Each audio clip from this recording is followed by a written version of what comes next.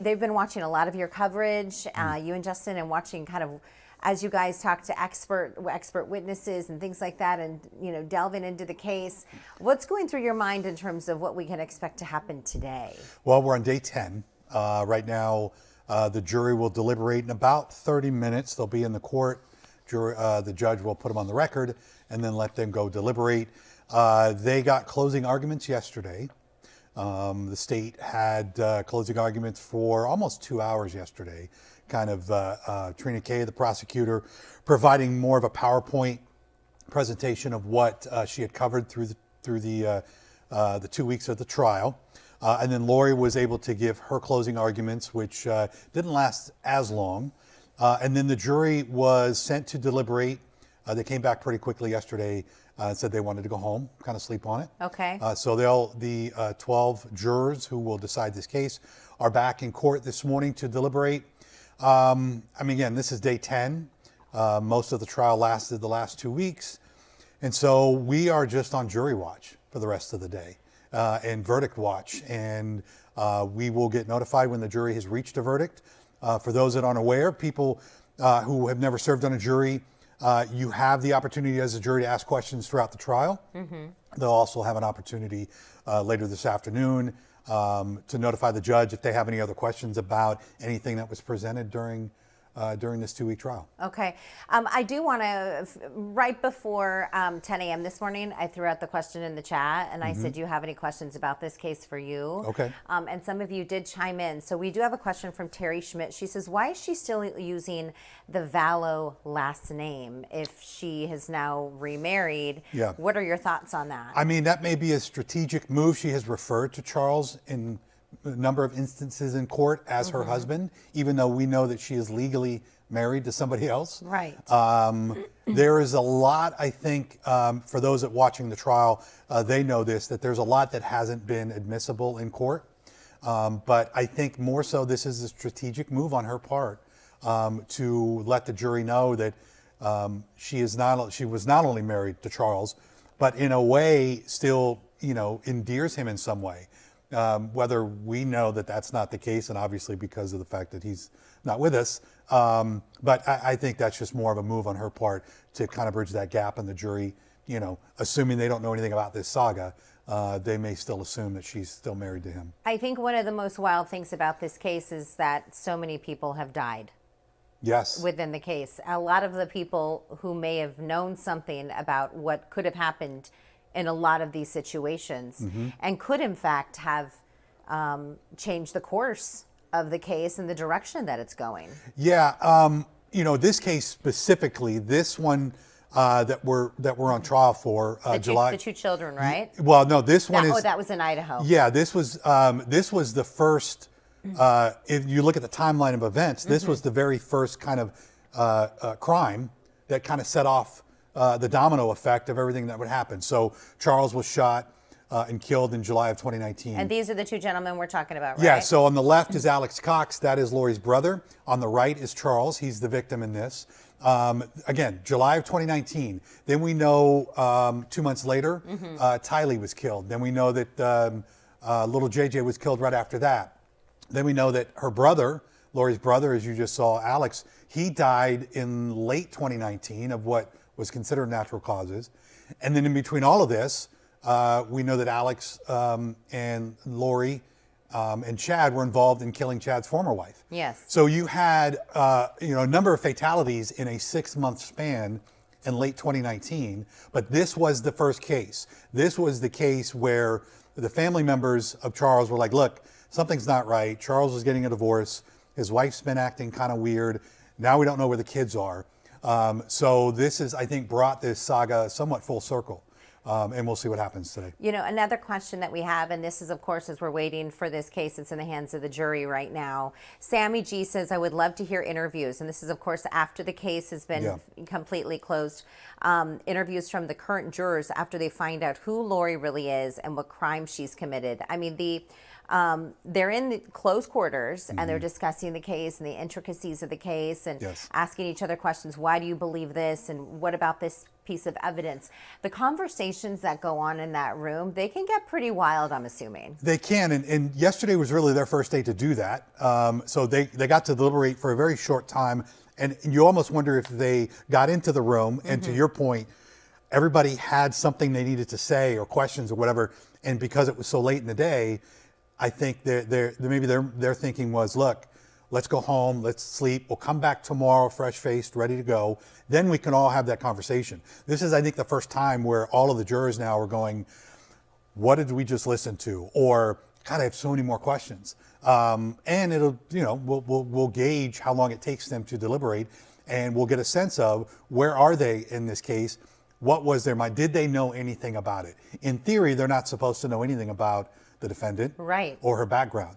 But the interviews after the fact will be interesting, because is there that one juror who was like, I knew nothing about this case, and when they get done with this case and they Google her, they're going to be blown away. What happens when they have questions within those close quarters? Are they pointed to the judge? Do they go to, hey, I have this question for the prosecution or the defense? How does that work? Yeah, so the foreman will approach, and all these questions from jurors are submitted in writing. So the judge will work with both sides to try and answer them the best they can. But the judge clarified yesterday there were going to be some questions that they can't answer because it's not admissible or that evidence wasn't presented. And so the judge will, in theory, refer them back to their jury instructions and just leave it at that. So we could gain a lot, like we did during the trial, with some of the questions that the jury asked after testimony of the witnesses. We could learn even more from their questions. Right. What are they asking? What are they still confused by?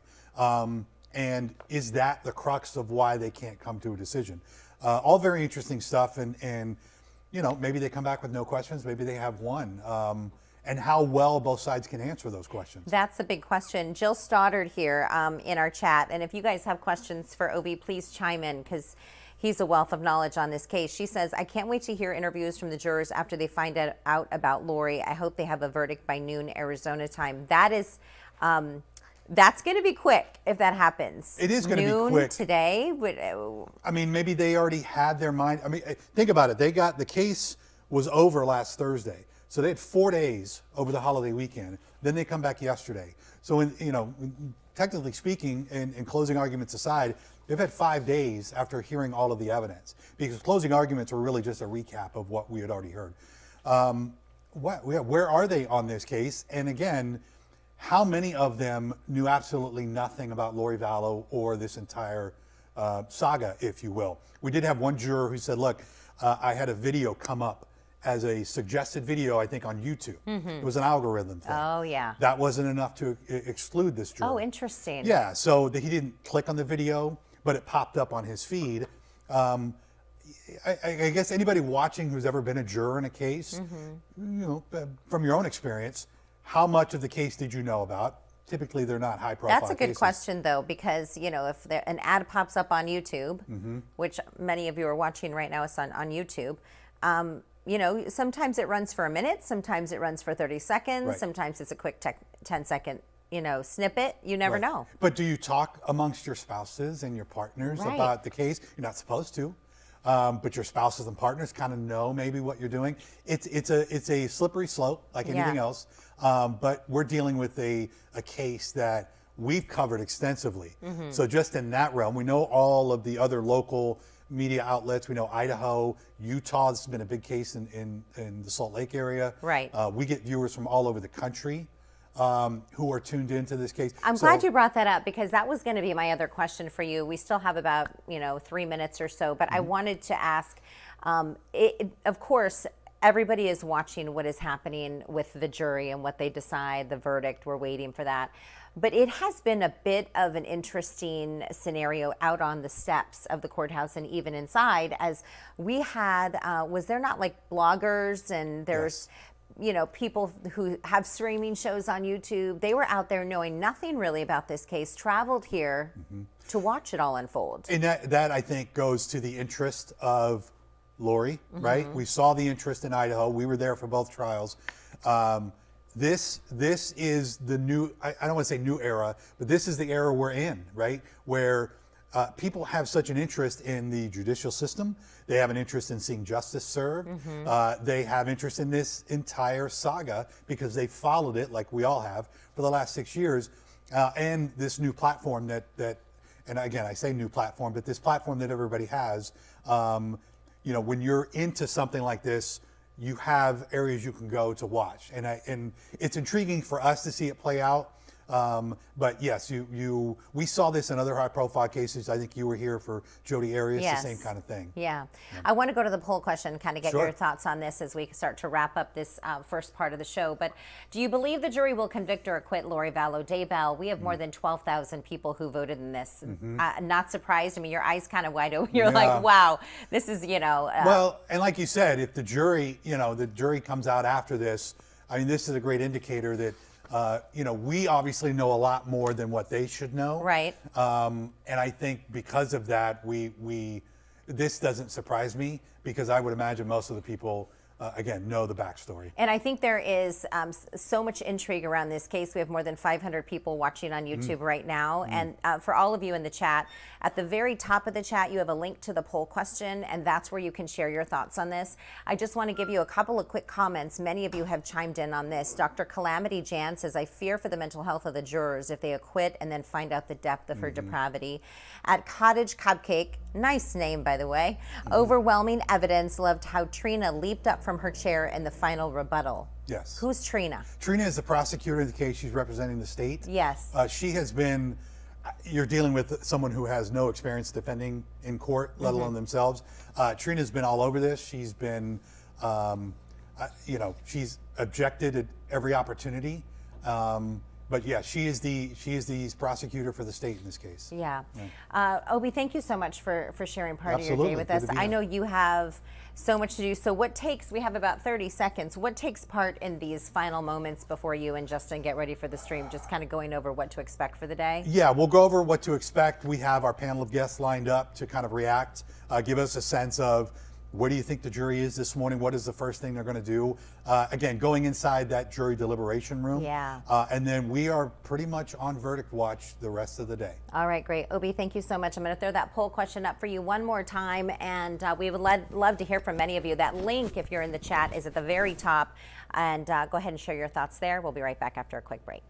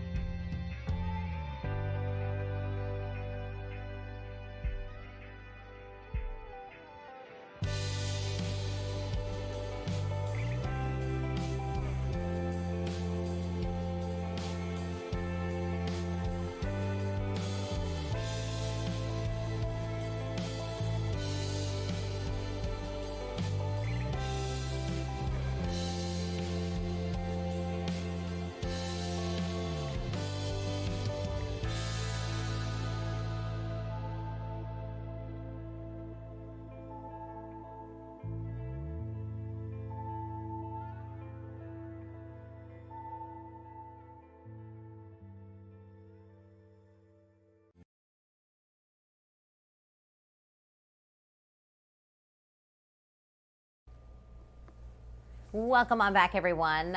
Right here on Fox 10 Talks, you are looking live at our mystery camera here this morning on your Tuesday. And good morning to all of you in the chat. Please share your thoughts on where you think this is. If you're new to the feed as well, go ahead and chime in. Good morning to you, Lee T. I believe I said your name correct. Many of you, we have a lot of newcomers here in our feed right now, so thank you all for joining us. We are joined by Krystal Ortiz, our meteorologist here at Fox 10 on Fox 10 Talks. Good morning, Krystal. Hi, good nice morning. to see you. You too. Thank you for coming in and joining us. We are going to be talking a little bit about weather and a little bit about the mystery cam. Many of you in the chat, go ahead and chime in where you believe this mystery camera is, and we're going to show you again in a few moments, and then we'll chime in and we'll check in with some of your guesses as well. Any thoughts on this, Krystal? I'm trying. Krystal said, "I think I know where this is." Well, so I'm not going to say because I don't want to ruin it, but I do a mystery cam with you and Ty on Fox 10 each day. What is it, like 8:05 in the morning? And so I look at all these different cameras each morning to pick my fave. And this one's so pretty, so I remember seeing it. It's a great, it looks like a courthouse or something like that, for sure. Yeah, it does. You were going to bring up some of your weather, right? Because we're going to talk about, we've seen some pretty nice temperatures here in Arizona. At least for this time of year. Yeah, no kidding. It was, I think, like 60s in the morning, Saturday and Sunday in Arizona, which is very rare. We have some people chiming in from Nashville, Tennessee, and all over the world. Good morning to all of you. Hi, good morning. Let us know what the weather is in your town. We'd love to hear.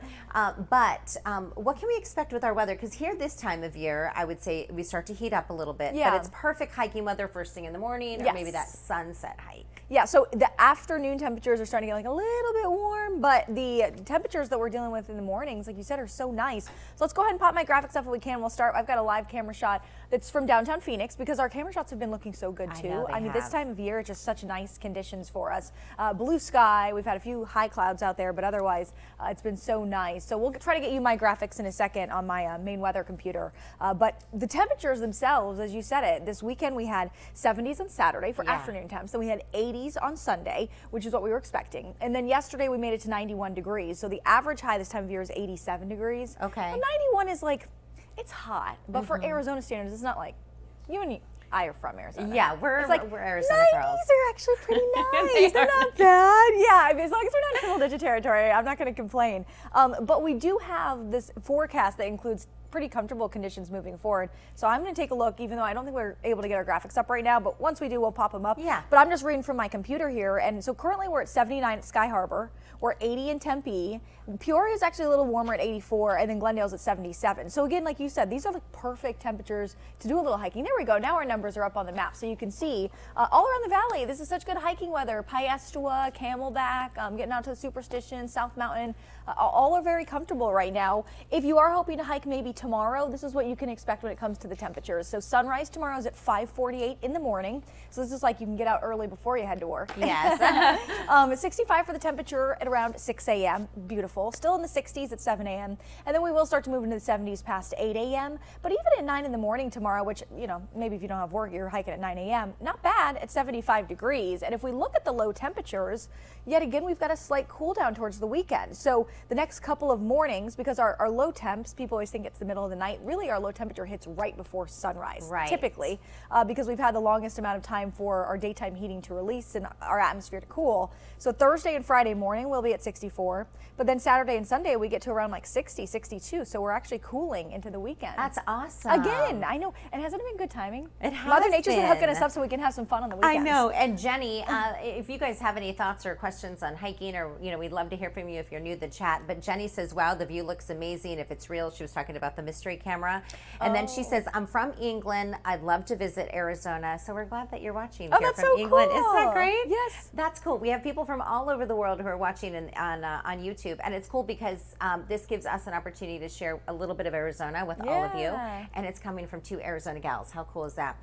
Let's talk about some stories as well. We've got some good talkers. We do have some good talkers. So let's go ahead and roll some of this video and we'll talk about, look at these cuties right here. So a doggone good day at the beach. This time with pups like this guy on the surfboard. How sweet is that?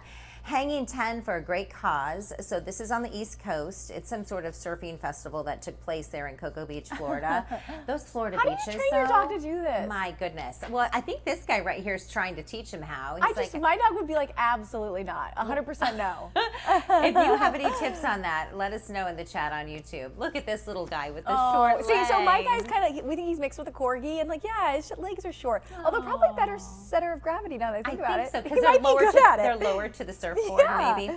So dogs of all sizes, they were catching some waves there in Cocoa Beach, Florida, which of course, as you know, if you're in Florida and you're in Cocoa Beach, you know it's absolutely beautiful. 23 dogs competed for the title, hundreds more watched from the sand, and they were thinking, just rooting them on, probably barking, barking from the beach.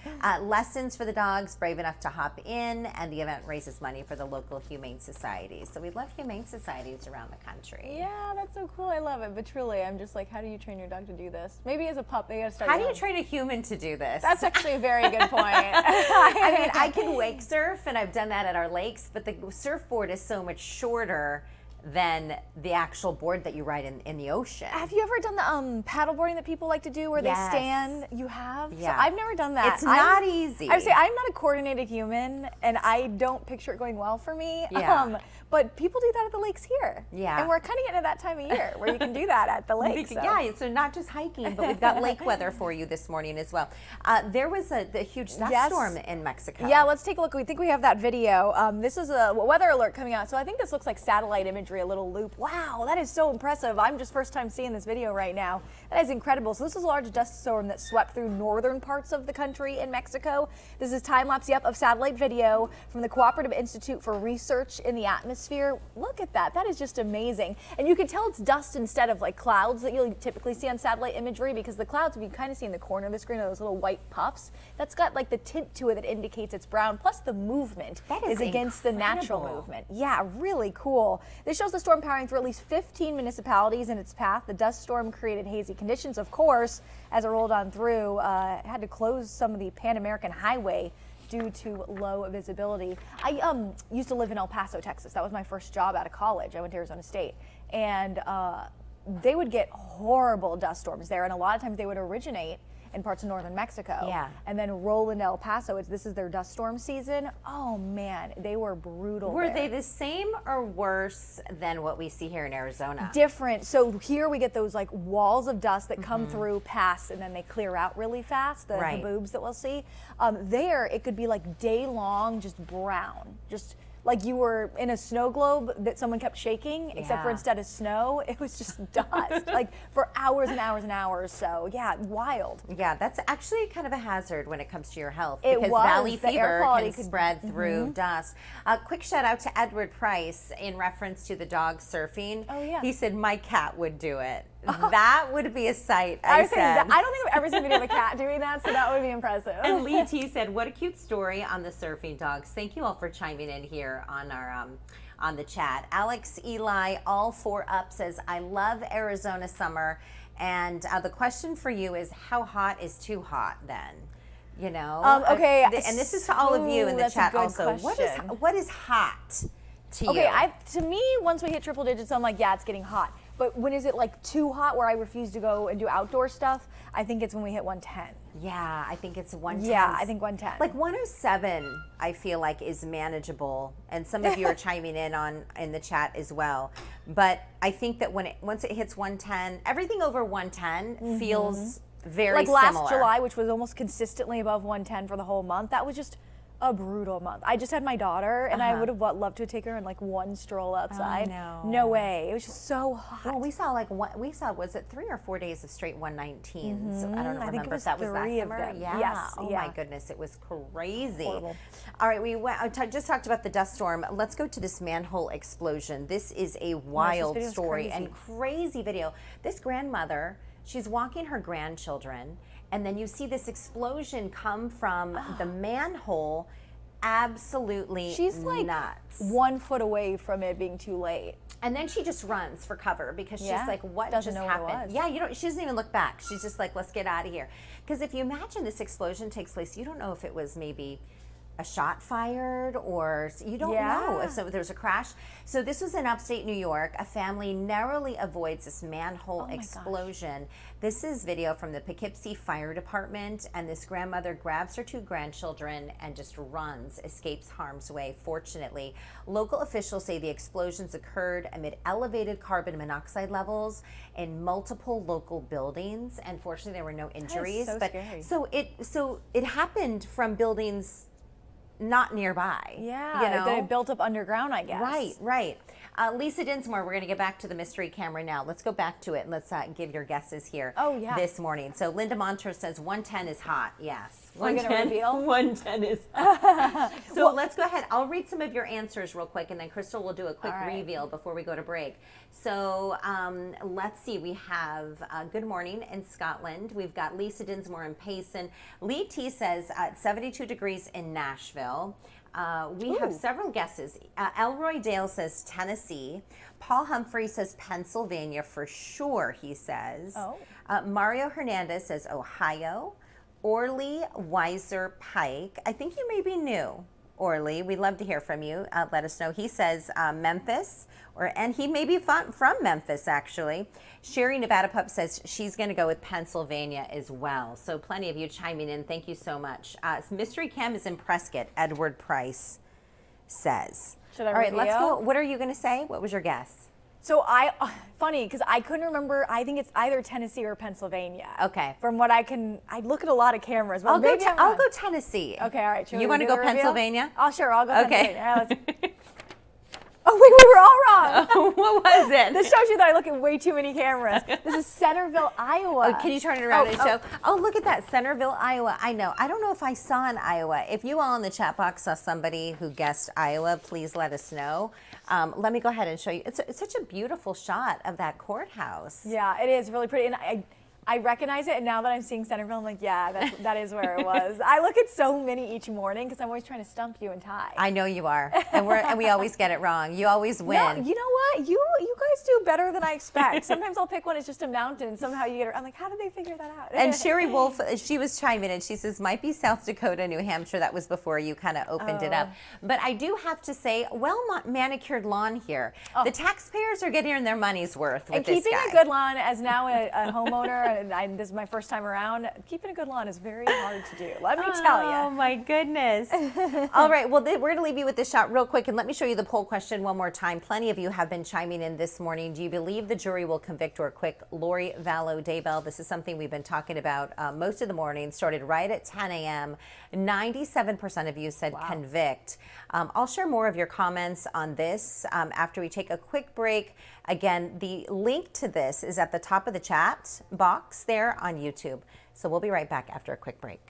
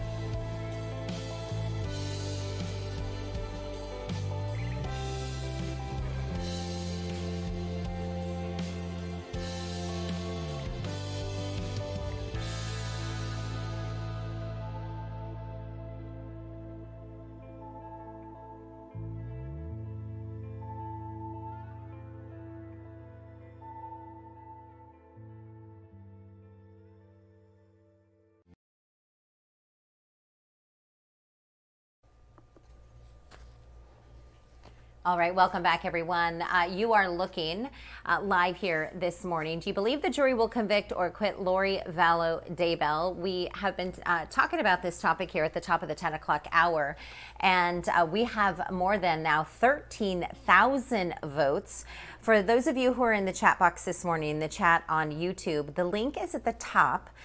We would love to hear what you have to say about this. Of course, the jury is currently deliberating over this case, and it's something, of course, that not just we in Arizona are talking about or the nation, but this has become kind of this global phenomenon with this case. Let me just read a couple of your comments, and then we have a very special guest here in our streaming studio. PNW Mommy says, I am worried about a hung jury. I hope she is found guilty, though. Steph Philosophy 68, that is, says, if you don't think the state met its burden, you didn't watch the trial carefully enough. The prosecution did a fantastic job, and Lori did a great job of proving she has more than one personality disorder. Plenty of you are chiming in on this, and thank you for posting your questions in the chat on this topic. And I also posted in the chat just moments ago a question about what is your favorite Arizona State Park. Welcome back here at the 10:30 half hour. And Elisabeth here from our Arizona State Parks Department is here in studio. Good to see you. Good morning. Thank you for having me. Yeah, it's so great to see. You're glowing, and I think it's because you spend a lot of time outdoors. It's Earth Day. Right? It's Earth Day. Day. Yes, it is Earth Day. April 22nd, every single year is Earth Day. And so you all are celebrating. I know a lot of you maybe are celebrating.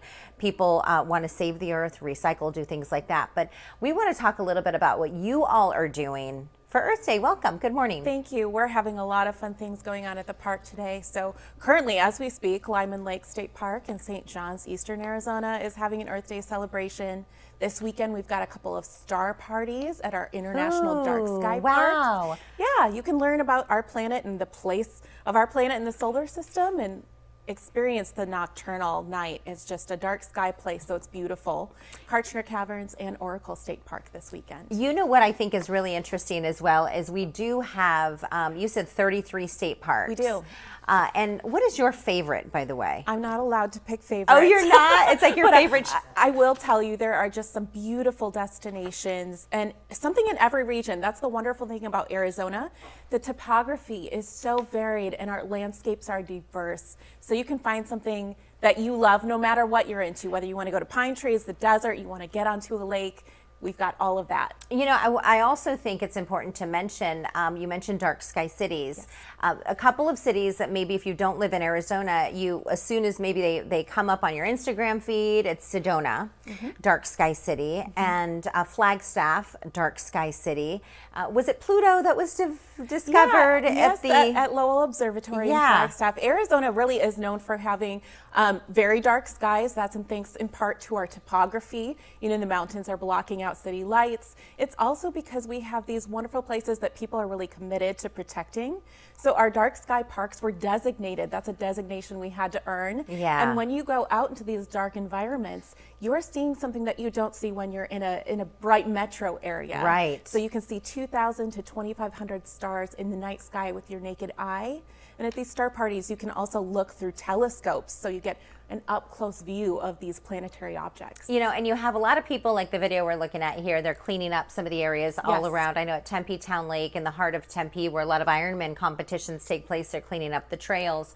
Yep. You mentioned those dark skies. There was one summer, it was during COVID, and we took our children on an RV trip. We loved it probably more than they did at first, but they became accustomed to it. But we were at Lake Powell. Yeah. And you can't see yourself like more than maybe, you can't see the person in front of you if they're more than 6 inches, 12 inches in front of you.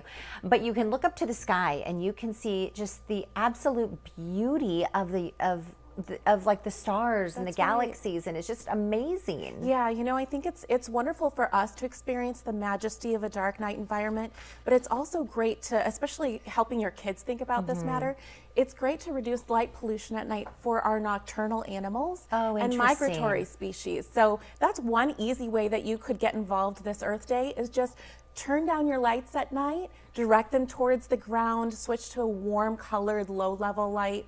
reducing your light pollution at night is one easy way to get involved in Earth Day. Okay, so you mentioned nocturnal animals, and I think Sammy G, this might go along with her comment. In the chat, I said, what is your favorite Arizona state park? Or maybe you live in another state and you want to share your favorite park. Sammy G said Kartchner Caverns State Park. Do they have bats there? They do. Oh, we in fact put on bat walks. Oh, so you can go and night. learn about the species. Yes, we've got a bat detector. You'll hear the noises that they make while they're out hunting for bugs. How big are they? How big are the bats? Well, they vary in size. I should have asked you to bring one in. I know, I should have brought one in.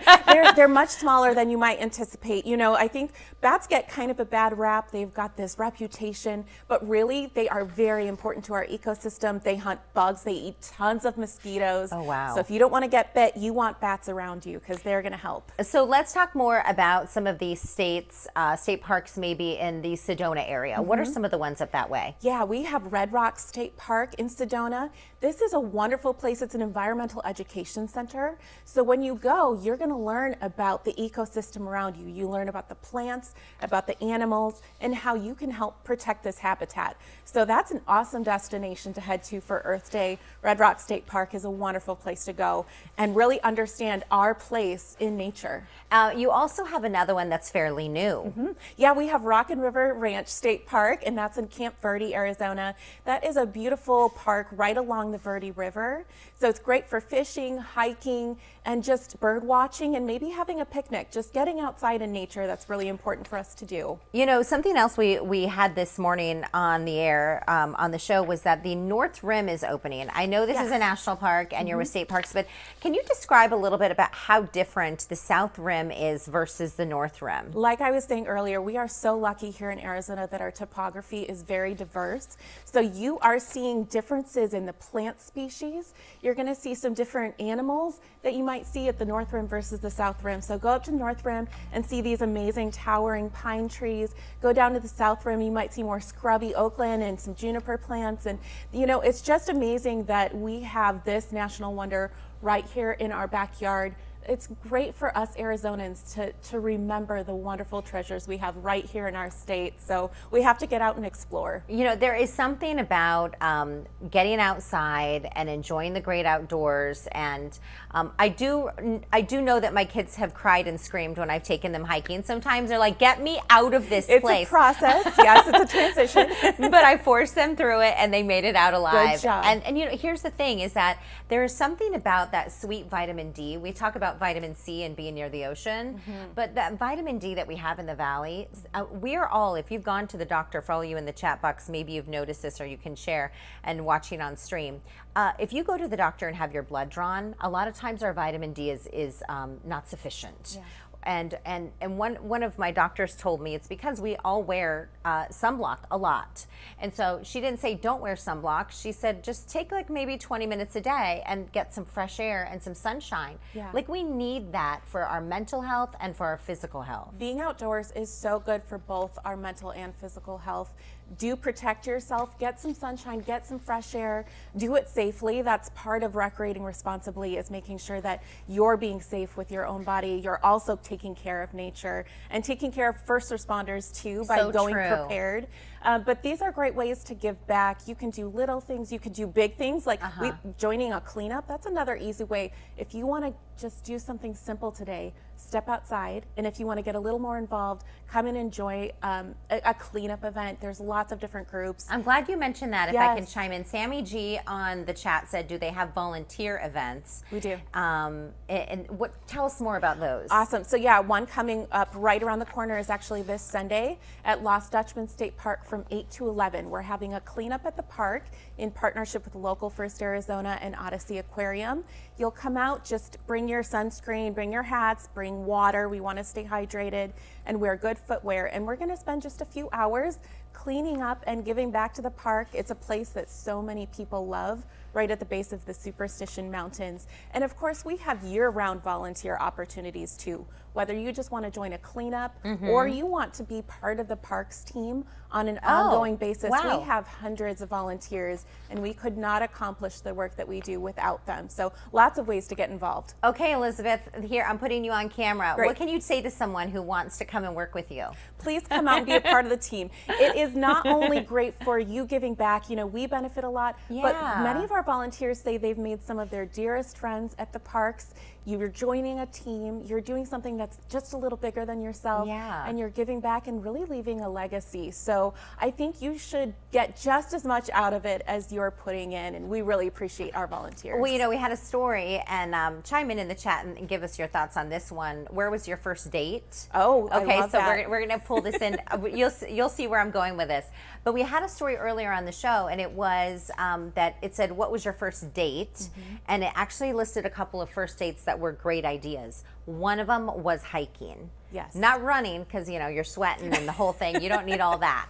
I don't need to be doing As all someone that. who married a runner, you know, I did it because I wanted to be with him and I really didn't enjoy running. But hiking is a great way because really you can go at any pace you want. You can take a nice stroll. You can do something challenging if the weather permits. Yes. But really it's a great way to bond with others. I always say that about going in nature. Yes, you're benefiting your health and you're going somewhere beautiful and you're getting pics for the Instagram, but you're also building relationships with others. It's a great time for conversation and making memories together. You know, Linda Monter said Sedona is my favorite, and I do have to say, as you're driving through Sedona and you're looking at the Grand Canyon right now, but you know, being from Arizona, I think I spent 2 years living in Flagstaff, and it was a bureau job for a station here in Phoenix, a different one. And my job was solely to travel the northern Arizona region and to just, I was kind of dreading it at first because I was kind of, you know, I grew up here in the Valley. But it became one of the most cherished times in my career because one day we were live at the Grand Canyon. One day we were live in Tuba City on the Navajo Nation. One day we were live in Kikotsmovi on the Hopi Reservation, or in St. John's, or Kingman, or Sedona.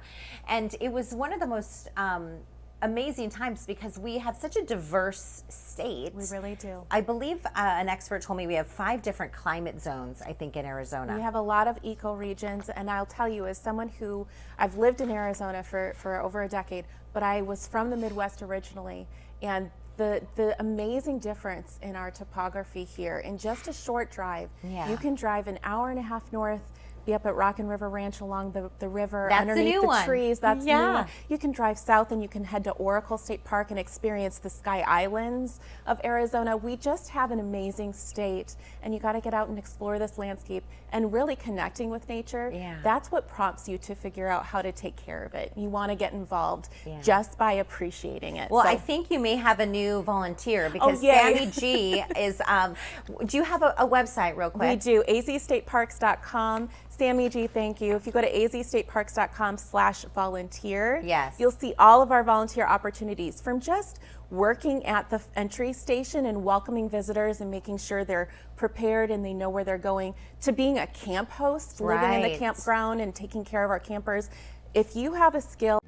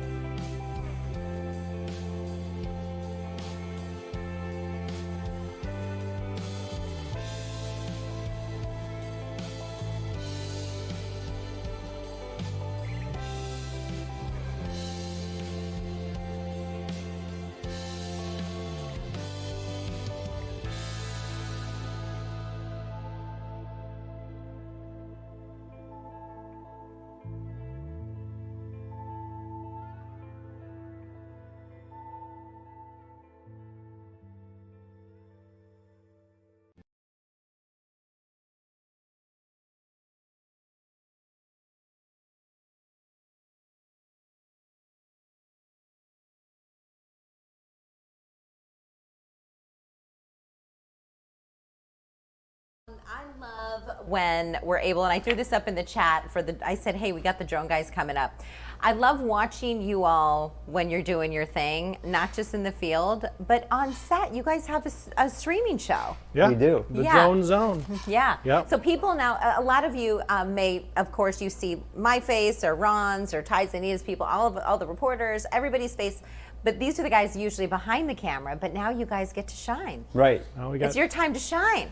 It is. Yeah. It is. What's it feel like to do the show? It's cool. We've got about almost 30 episodes. Yeah. And we just decided we had, a bunch of Drone Zone segments we shot throughout the years. Yeah. And why not talk about them and give a little bit of behind the scenes insight and our thoughts on them and how we did it and put them together. Okay, we want to show some of it. Dave, do you know the VO on the VO10? Thank you so much. VO10. I want to go ahead and roll this because what you guys do is Wow, look really, at that. Yeah. Amazing. I mean, aren't we lucky to have this job? I You mean, just look are. at that. You are. We are. Yeah, what a blessing it is to be able to and you guys get to, we just had Elisabeth on, today's Earth Day, by the way. And chime in the chat if you guys have questions for the drone crew. Hold on, it says, Samir, my love. Oh no, it says Lisa Dinsmore said you should ask the Drone Zone guys to play the skunk video if they can. It's funny. Tell us more about the skunk video. Skunk. What is that? We went to Patagonia Lake State Park, and we were wrapping up our shoot there, and we heard a bunch of screaming and people running from the trail, and lo and behold, they were getting chased by a skunk. Oh. And the skunk chased them into the nearby bathroom. But you were there. You guys. We were there. We We were got it on our phone. Were you and close everything. enough to smell the skunk or? No, we were close, but then he ran this woman right into the bathroom and wouldn't leave. He just stood out the door. We had to call the park rangers to get the skunk removed. Holy cow! Yeah. And so you were. How long was that? How long did it take? 15 minutes or so. Yeah. It was, and then how did he lure the skunk away from the bathroom? They had a bucket and some gizmo that they picked the skunk up, and then they drove him away and put him back to probably where he lived, right? Probably. Well, we're in their habitat, Right. Right? Yeah. If you think Right. about it, like this video right here. Where are we? This is Prescott. This is we took a trip with Angry Ape Off-Road, and we went off-roading to Quartz Mountain up there. And amazing. Amazing. It's so beautiful. Yeah, it's so but great. Maybe someone got a little scared during the BK? tour. I don't know. I didn't scare I'm him. not making any names. He likes to say that I get scared, but I'm not scared. I was scared. Well, look. We got bumped around a Well, little you bit. guys are but- pretty cozy on the couch. It We seems are. like Yeah. you're good friends. We are very good. Yeah. Yeah, sure. I know. Walk us through that though. When you're on this trail and BK starts crying, what happened? Crying. Well, he didn't crying, but I started holding on really tight. Yeah. I was with Tom. We all connected for CBs, and BK was in the other Hummer. Okay. And I asked Tom to get on the CB and ask if Brian needs to change his pants. Oh. I was fine. Remember, depends next time. I was prepared. we should have drone Oh, you zone. already had one?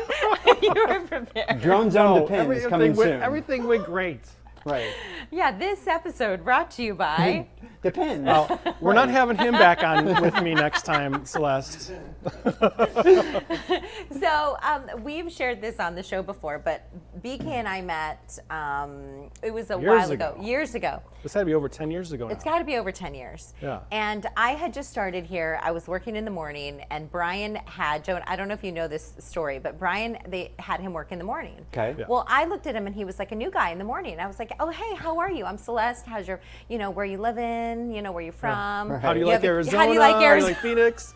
And I'm like, Celeste, I've been working here for like 8 years at the And I Port was like, oh, because the night and the morning people, we just do not, we don't see each other. We're like two ships passing in the night. Right. Yeah. And so it was funny, and Brian, you played along so well though.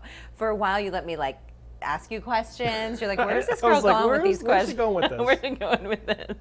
And it has blossomed into a wonderful work relationship. Yeah. You're amazing. And so, okay, let's go back to the video because take us through this process. You guys venture out. It looks like a winery, or what is this? This is in Page Springs. Oh. And we did, there's wonderful wineries, which we did for the Drone Zone Week, but this is Horsing Around Adventures in Page Springs. Yeah. And you talk about God's country, this is God's country. Yeah, It's it's amazing, gorgeous. and those clouds made this shoot. Yeah, you get on horseback and you go through what? Mingus Mountains? Mingus Mountains. Oh, yes. And it's just beautiful scenery. I mean, and you can't get more Arizona than horseback riding. Oh my goodness. No, it's- And especially in like, these type of. Right, Right. especially like when you're nearby the vineyards. Yeah. Beautiful. And then you hop off your horse and have a glass of wine. And Yeah. it's like, And that's a work day for you? My gosh. Can I sign up for or your you gig? sound like someone else we know. It's like, wow, okay. Can I sign up for that gig? Okay, wow, okay. So, give folks, if you can, an idea of how does all this come into action? Do you guys set it up? Like, do you Yeah. call the guys and say, hey, we want to go romping with you guys in your Hummer. We want to bring our drone. And can we? And then they, of course, We say find yes. different stuff. He finds stuff. I find stuff. We all talk like, oh, this would be cool. This would be cool. And then we just go out and do it. Yeah. Something will pop up on one of our social feeds or some article or something online. We'll say, Right. have we done this? Have we done this Angry Ape? This looks awesome. Let's go check it out. And Just Yeah. remember, we're just two dopes with a drone. That's all we are. You are not. That's all we are. Two dopes in the dome. Dopey drones. Right.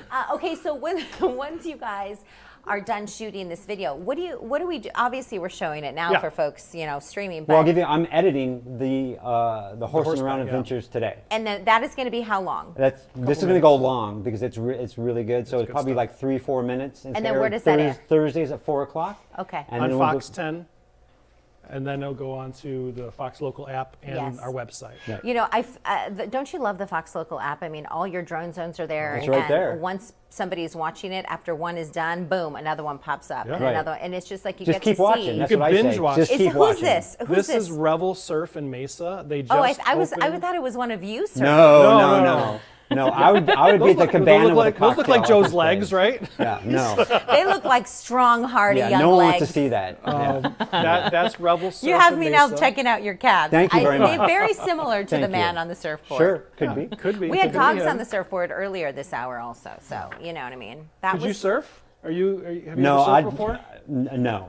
never- Cabana cocktail. That's about as much surfing as I do. he's at the winery when Yes. you're on the horseback. Right, Correct. yeah, I'm on Yeah. the horseback Right. or surfing. He's drinking somewhere. Relaxing. And that's good that you guys know each other that way. Yes. though. Okay, so take us through, you guys. I'm usually the guinea pig, Celeste. Believe me. So you guys, was it weird for you both when you started the Drone Zone show? Was it like kind of uncomfortable, or were you little guys bit. kind of? It was sort of weird at first, but it's like we're just having a conversation really, and we incorporate drone stuff. Right. We talk about drone. We did a whole, which is airing now on Fox Local, about what do you do when you have a drone? What limitations do you have? Talk about airspace. So it's just pretty pictures as well, but it's also drone facts as well. Right, Yeah. and I think you touched on something, is that there is, I mean, it's a lot of fun, they're beautiful pictures, but there is actually some rules surrounding the airspace, and there's, Tom Fergus just flew out there to South Carolina and Charleston for some testing, but there is like you're trained by the FAA, Right, or yeah. FAA rules. Yeah. We got a license, so we got to follow the rules of the FAA and the different airspace that we're at. Like, we have to check to see what class airspace we're in, to see if we need approval to fly there and how high we can fly. We have Jen's Wall saying you got to work on floats, like maybe hop on a float, float. like a floaty. Oh, yeah, like yeah, maybe put on those arm floaties. That's how Joe would probably go in the wave pool. He put those arm floaties on, or maybe like one that goes around the waist, like a big rubber ducky or like- something. Oh, Right. a unicorn. There you go. Sure, we could do it. 100%. Let's There do you it. go. All right. I'm down. Yeah, That'd be fun. Once you received that designation of being drone pilot, what was that? What was that like? Were you kind of like, because we are in this new era for all of you who are watching on the stream, just like you are saying, oh hey, this is a new thing. Like for all of us, this is a new thing, and we're kind of figuring it out too. And so you guys become these drone pilots, and you're like, wow, this is a cool part of our industry that is transforming. Yeah. You And know? it's just transforming everywhere. I just saw a video out of Japan in this amusement park that they do drone deliveries for food. So you go to a kiosk, you order something, and it's delivered by drone. Oh my goodness. Yeah. What type was it sushi or what was it? I don't know. Japan? You can tell, but you just see people ordering their food, and all of a sudden Yeah. the drone comes in, lands, and there you have your food. Oh, interesting. That'd be fun. Yeah, well, yeah. Or sake, like Yeah. you don't let the bottle break. 100% we could do that. Next drone zone. I know, right? Okay, so give us ideas. When is your Drone Zone show on? Our Drone Zone show is on the Fox Local app, I think 3 times a day, Monday through Friday. I think it was supposed 1:45 and 3 o'clock. And then it'll be on the Fox Local app on Fridays evenings, and we have a bunch of them on there. Like you said, you watch one, And then they another just one starts, repeat. so Right. you can binge watch them. I mean, you know. most of our fans say we need more. We need more Drone Right. Zone. Can you do more Drone Zone? So you could just go on the app and Drone Zone and chill. Drone Zone and Chill. Oh, There you yeah, go. like Netflix and Chill, Right. but Yeah. Drone Zone and Drone Zone and Chill. Right. That should have been the name of your That show. should. Wow. It's, yeah. Drone Zone and Chill. Now we know. Wow. Now we know. I might have to take that. Oh, I don't know. Actually. I Yeah, don't Fox know. and Talks and Chill. There you go. There you go. It works. It works for all the shows that we do, right? What is, we have like 3 minutes left or so, but give us an idea. All these beautiful shots, Page Springs, you guys have been all over the place, all over the state. Is there one place in Arizona that Yes. sticks out? Because we have folks watching in the chat from UK, Scotland, all over the world. 100%. I always say this. I think one of my favorite places to drone in the whole state is Sedona, because those beautiful red rocks. It's just like anybody's got. You know, they always say, "I'm only in town for a day. What should I do? Go to Sedona. It's a great day trip. Those rocks, you've never seen that before, and it's a great place to fly." Yeah, don't you feel like you get off the I-17 northbound off that 179, you're cruising around the corner into the village of Oak Creek, and it's like Boom. boom. Yep, Right. right there. There, it's just like somebody opened up the curtains and they were right there in front It of hit you in the face. Those yeah, red rocks. it really does. Right. Okay, so and then what about you, Brian? I would say all the state parks we have are great. We Yeah. just had her on for the state parks. Elisabeth, yeah. One that we were recently talking about to revisit is Tonto Natural Bridge State Park. Oh yeah, That is a fabulous that's park. up near Payson. Yeah. Close to Pine, right? Pine. And it's just a beautiful place. It's got a trail that leads you down into under the bridge. You can kind of hike and climb on the rocks under there. Yeah. It's a great day there. And there's some unique animal that sounds Yes. like a predator. Oh. when we were there. but who it might was be a Bri- bird. Was It might be a Brian? bird, but I don't it might be a know. bird. But BK's like, I think there's a predator It sounded here. like the Predator Right. from the movie, the Arnold Schwarzenegger movie, Right. but and there's javelinas there, so you might catch those too. Like a big Catch a group of glimpse. javelinas? Yes. or- We had one the babies, right? Yeah, There was we, like a we, when we were there last spring, there were babies. it was like a family of Oh, having wow. just So chilling. cool. Wow. Well, thank you so much for coming Sure, on. Thanks Thank for you. having us. Do you have, real quick, we got like 20 seconds, handles on Instagram, or Yeah. where can we find your work? BK_Drone Zone, Okay. and then that's on Instagram, and on X is at BKFox10. Okay, Joe. On Insta, Jedi Joe PHX. Okay, we need more about that. We do. But we only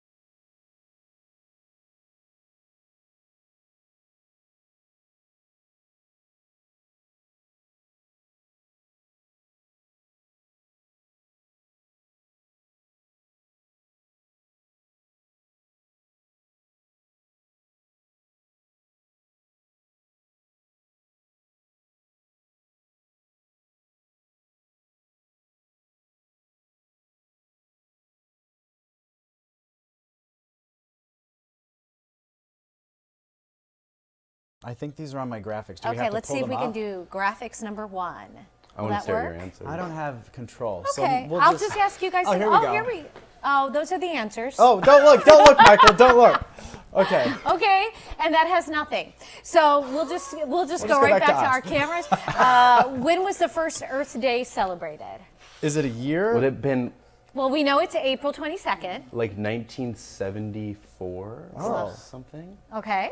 I'm gonna go 1963. I 19 have no idea. 1970. Oh, Very okay. close. Okay, we were right in the you get a middle, free yeah. plant, Michael. Yeah. How many people celebrate Earth Day? How many people? On Earth? Yeah, on Earth or in the United States? Well, not everyone celebrates it. Okay. Hey, these are facts Okay, that I Googled. You go first. 1.7 million people. I was going to say 2 billion. 1 billion. Oh, 1 billion. 1 billion. Okay. Long way between 2 million How and 1 many billion. countries mark Earth Day, celebrate Earth Day? 44. I would, yeah, I agree. Well, it said 193. I don't know if that's correct or not, okay. but that's where they're going with it. right. Now, this is one for you. Which tree grows the fastest? Now, you can go with different I have a couple different climates. Okay. So overall, Is it willow and poplar? overall, yep. Well, the answers did show. Yeah, he I wouldn't have known that at all. But I saw that for a second. Okay, what about the colder climates? You didn't read that far down. I just did. How about like a shrub oak? Evergreen. Evergreen. I read it yeah. So clearly we're not arborists over here. Well, you are Well, maybe. you No, are. I'm not. I'm not a certified arborist.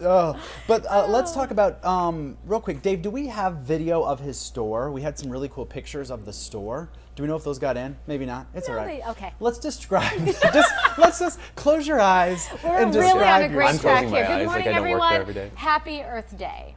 All right, you guys are right on Grand Ave, right? Yeah, we're right on Grand, just between Van Buren and Roosevelt, which is kind of a really interesting area in the way that it's kind of, it's so historic, it's so commercial, it's walkable, there's trees everywhere. It's a really interesting spot, yeah. And you've kind of made it this cool like little destination within that neighborhood because there's a little coffee bar in the back, right? Yeah, we have a coffee bar based off like an old Vespa cart that are actually yeah. pretty Oh, rare. cool. And then a huge mesquite tree that's like 50 foot wide by 50 foot, 50 foot, it's a circle. A huge lush garden. We kind of really try to. Now, was that there when you got the place? The tree was tiny. I mean, it was like Wow. maybe, shorter than the lights are in here.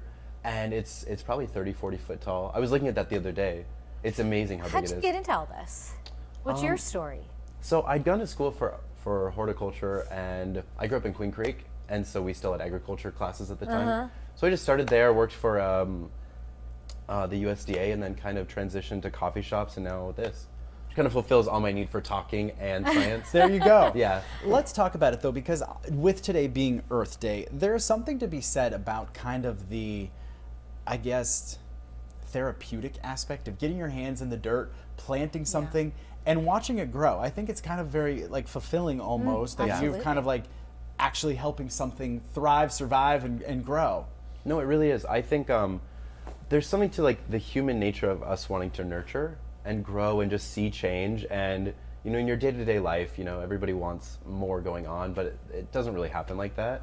It's more annoying things that pop up, I feel like. So kind of having something you can control and nurture without full ownership of it. Like you can't make it grow that much faster. But they also don't talk back the plants. There's nothing. You don't have to pick up after them unless you plan to There you start. go. Right, doing it. you're watering, you're feeding. There's such a big incentive, especially in like the Phoenix metro area. People are planting, city officials, to plant trees, to create shade.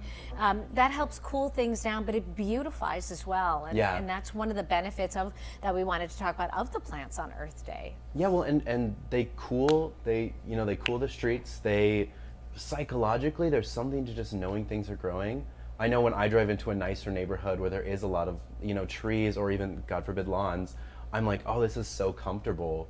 Whereas you drive through a neighborhood or you drive by the railroad tracks or something like that, and you're like, ugh, it feels so inhuman. You mentioned green and grass, and that's the thing here is we can do a desert landscape but still look lush and beautiful. Mm-hmm. We are actually the most biodiverse desert on Earth, and we are one of the most in the country. Mm-hmm. So it's really interesting. I think we have more species of bees than anywhere else on Earth. We have more species of like hummingbirds that are moving through. It's kind of really bizarre how many things live here. You would think the desert, everything's kind of like dry and dead, but I mean, that's not the true, case. no. Yeah. Speaking of dead, I have a. I do not have a green thumb. I have one plant in my house. It's the mother-in-law tongue. Oh yeah. Yeah. Yes, but there's another name for it. Sansevieria. Okay. I was going to say Stradivarius, but that's a violin, isn't You're it? close though. Or something. Yeah. Close, close. Its name is Peter. And It's named Peter? Yeah, and he's about, yay high. He's grown quite a bit. I've probably had him for a couple years. Last year we were remodeling the house and Peter accidentally got left outside in the deep freeze. But he's still alive. I Still just thriving? Define thriving. He's still alive. Yeah. He's green. I've cut the brown leaves. One little leaf broke. Recently started giving him a little bit of food. That matters. Thank you. Yeah. Well, he was doing really well without it, so I thought, but I water him like once a month. It's low maintenance. And I think, Michael, that's kind of what people probably come into the store and ask you. Right. Because if you're a new plant mom or dad, you probably want something that's pretty hardy, right? That To will start out with. thrive even though you don't know what you're doing. So what would you describe as something that's fairly hardy for a new plant mom or dad? You know, actually I brought in a few examples, but anything with a thicker leaf is going to be good. Generally, if it's a bit darker in the leaf, you can put it in a darker spot in your house, so you don't have to care too much about lighting. You know, there's like 6 different things that matter so much, but if you're learning at first, they're kind of overwhelming to figure out. We also have a motto, and I think I heard it from this old Tucson gardener, that the best gardener kills the most plants, because you do kind of have to go through them to learn what not to do. Sure. It's a learning process, trial and error. Yeah, well, and even Like like life. like this one is just a cactus, but it's a funky cactus. So like mixing them up and kind of having fun with them that way.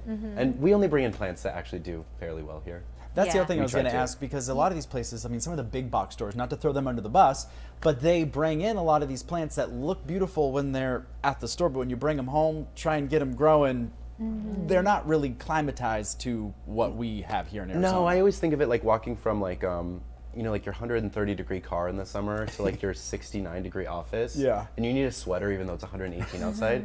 Everything that we bring in, we really try to make sure it's chosen and acclimatized in the right way. So it's not just going to move and die instantly. Sherry Nevada Pup is chiming in. She says, I love my front yard landscaping.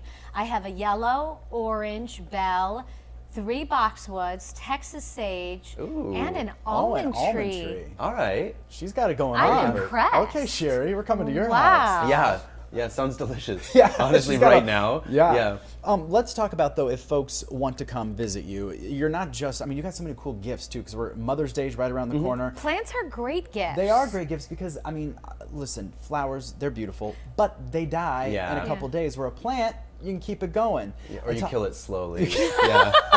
You kill it slowly. Like poor Peter. Like poor Peter Oh, at your house. goodness. Let's talk about some of the other stuff you guys have at Pueblo. We have everything from candles to, even her point, we have really great seed kits. So you can start your do a own. lot of wildflowers, even like. Is that this? Yeah. Oh. We even have, it's like a desert tortoise mix, which I love because I Oh. have a desert tortoise. Oh, fun. Okay. And she just free ranges. So these are wildflowers. I'm Did you smelling smell them? Yeah. Yeah. They smell it's good. Delicious. Tasty. But so you can just plant these anywhere and watch them grow. Oh, Yeah. that's fun. Okay. We have those, and the nice thing about native flowers is you just throw them out. That's a really nice candle. Ooh, Actually, that that's is. probably my favorite thing we Now have that right now. that Now I that can you can actually smell. We have Yeah. a lot of books, like really great table books. It's actually kind of bizarre how many things we have. Really interesting specimen plants too in the garden. Really kind of unique planters. We're kind of a one-stop shop for anything. Yeah, I like I know it. you And the- said you had a variety, but if someone comes in and says they want one, what would you recommend they get? Plant.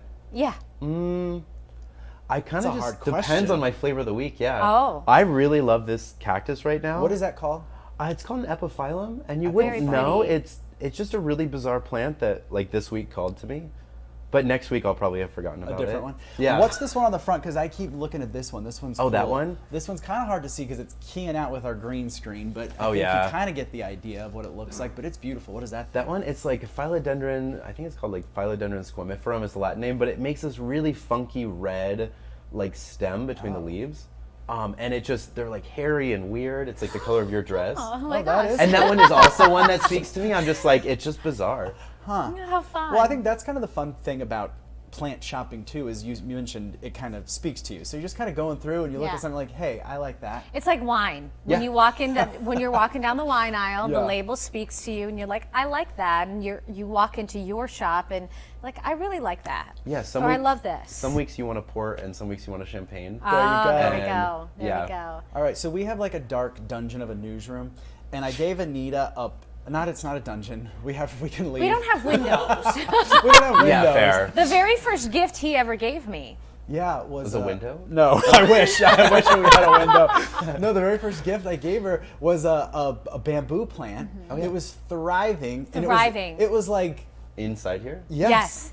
And we Can you watered Imagine? it. Yeah. We Something- watered it every Saturday. But then COVID happened. Well, it lived through COVID, but then there were other incidents, and it didn't survive. Yeah. There were other incidents. I'm still waiting Am I for- aware of these other incidents? I'm still waiting for Ty to replace it. Yeah. Here fair. you go. You can have this. Michael, I'll Venmo Yeah, you. I've got How you. much is Yeah. this? This is for you, Anita. That looks like a lot of Yeah, maintenance. that might be too hard for That's us. a lot of maintenance for me. We need something a little easier. We got Yeah. 30 seconds left. Give us your address where they can find you. We are at 1025 Grand Avenue. I'm giving my home address. We're at 1025 They're the Grand same Avenue. number? No, they're not. Thank God. 1025 Grand Avenue. We are on Instagram at pueblo.life. Our store website is pueblo.life also. And really, we're open every day, 9 to 7. Love it. I always get the hours wrong too.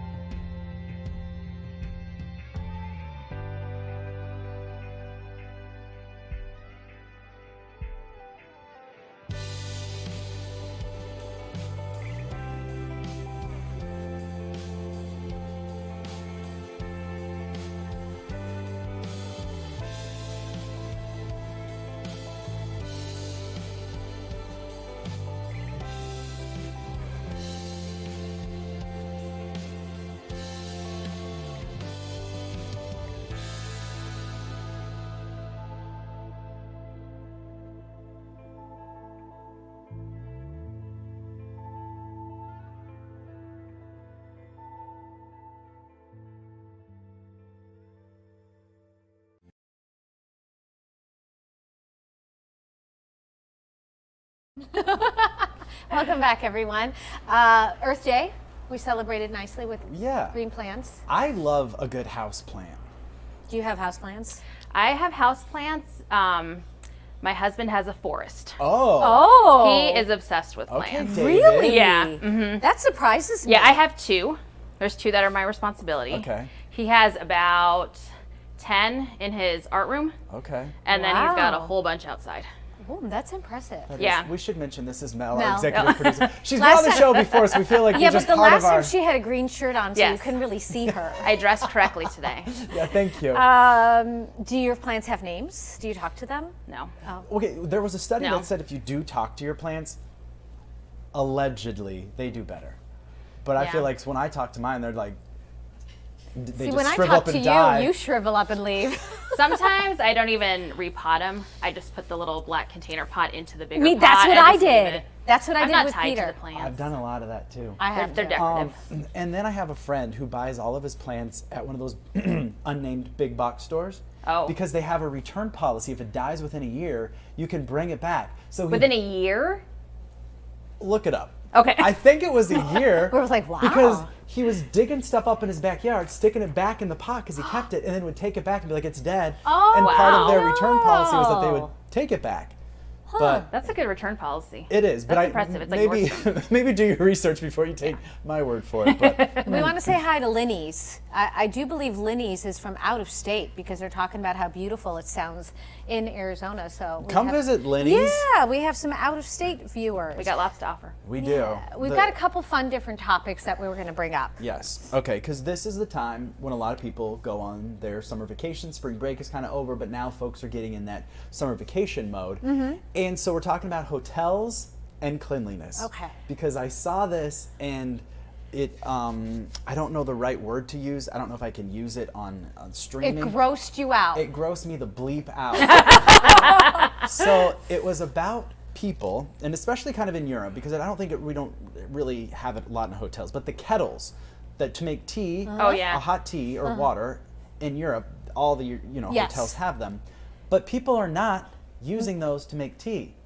They're using them to clean their undies and their socks, allegedly. Like they're putting them into the kettle? Correct. They And boil the then- water. They put their dirty chonies in the tea water, kettle. and I then wonder it if they use boils. detergent. I don't know what they're using, but this was a thing that we read about, and I thought to myself, well, that's disgusting. Yeah, I don't think I'm ever going to use a kettle at a hotel after Okay, that. but let me tell you this, because this is what I do in the hotel. I don't like when they have the glasses just like willy-nilly out Oh, yeah. there.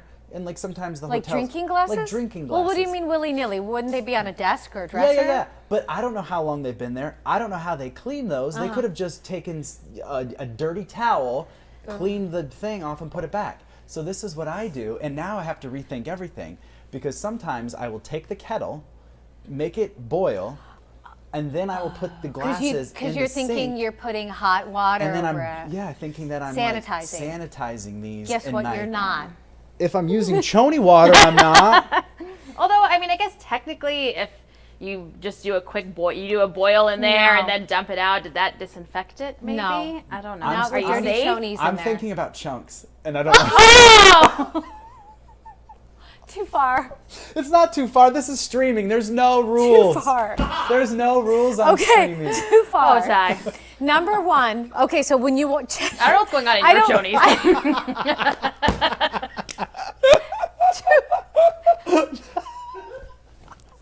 Too many granola bars. Okay. Okay, folks at home, No. chime in. I want to know, when you check into the hotel, what are the things that you do to make sure that it's clean? Or do you not care? Do you just trust it? I will not go barefoot in a hotel room.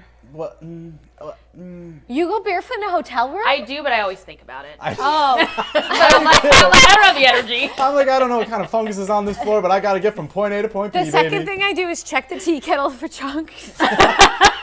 That's going to be your new, you're going to start to do that. Just be like, oh, chunk I'm free's just- the way to be, baby. I take flip-flops with me everywhere I go, and then I put the flip-flops on. Okay, that's actually... Like living in a dorm. Yeah. You have to check the sheets Yeah, you have to check the sheets. for bed bugs and or stain. Yeah. I'm just Yeah, saying. I mean, it's true. If there's a little mini fridge or microwave, What are you doing there?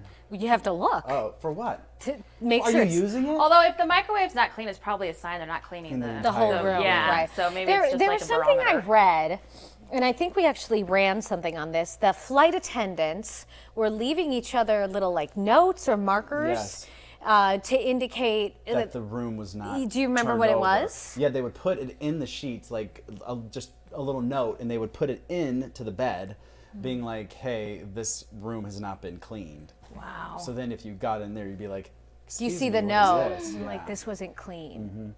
My dad was Now I an don't wanna go airline stay in pilot. hotels. I know. I mean, You just, I feel like at some point you just got to go. You just Yeah. got to block it out and be like, yeah. That's when you take out the little bottles out of the mini fridge. yeah. You know how much those are? It's expensive. Can't you replace them? No. Oh. Well, some of them they're weighted now, so even if you take it off for like 2 seconds, it'll charge you. Oh, the alarm. They have an Yeah. alarm Oh, now. my. Yeah. You've got to be. You've Gotta got to be careful. BYOB. Yeah. Okay, so no chunks in the tea kettles in hotels. Well, the thing I was going to say is that like my dad was an airline pilot. Oh, yeah. So he has all these like tips and tricks that I have now inherited, And this one is actually pretty genius. A lot of the rooms come with a ice bag, you know, to put the ice in the ice thing. Oh, also the laundry bag, but that might be kind of big. What? Go, keep going. Okay. I don't know where you're going with that. Yeah, I go. Okay. Keep So going. he would take the ice bag, put the remote in there, so you don't have to touch the nasty remote. Isn't that a good idea? Yeah, because have we done stories about the remote is one of the remote dirtiest is the things in the grossest laundry I room? also bring or in the hotel room. Clorox wipes because you can take that. Yeah. You can get travel size now. That's true. And wipe down as much as I can. I do like the high touch areas in the hotel room, like the doorknobs, the toilet lever thingy, flusher, the flusher, handle? the handle, that That's a kind good of one. thing. Just to Sammy G says, I always check the bathroom to make sure there's no nasty hair Yes. anywhere. Definitely bring flip-flops. Check the mini fridge is empty because that's the first clue that the room was not fully cleaned. Good tips. Oh, yeah, because if you see If someone they didn't restock it, they didn't pay attention when they were in there. or leftover food that was Yeah. put in. well, there you go. So now you have some tips next time you go. I think it's important. We're You public wanna- service here. We You are want to be public clean. service. You want to be clean, right? All right, so speaking with like kind of the same theme here, Oh, this one got a lot of discussion as well. So you ready for this? okay, guys, listen up. There was a new poll. Let me see if I can actually find the entire, here it is.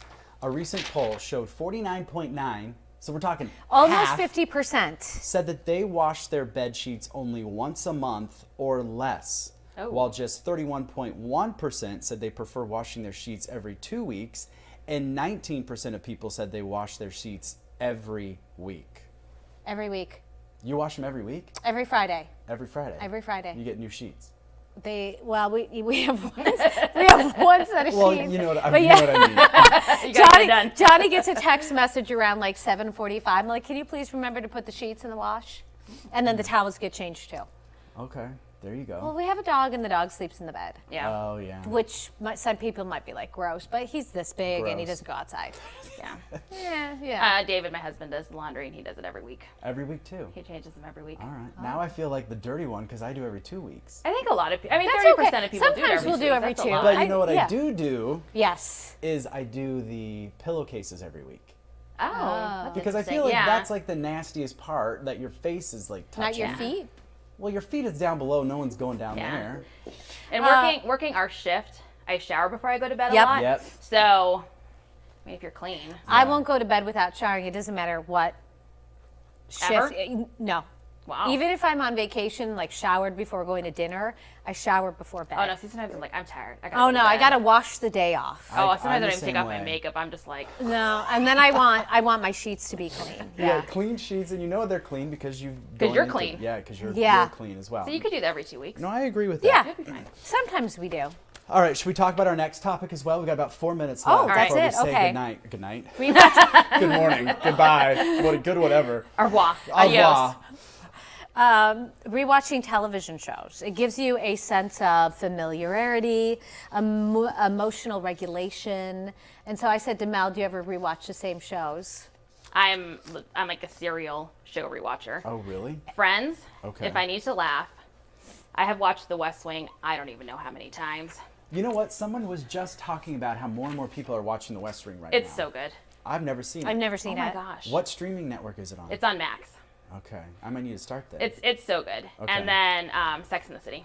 I like the Sex and the City. I can rewatch that. If there's an episode on, I don't necessarily like seek out shows, but if I am flipping through and I see it, and even if I've already seen it, I like it, I'm watching it. Well, sometimes I like to just have like the background noise on in the back while you're doing chores or cooking or whatever you might be doing.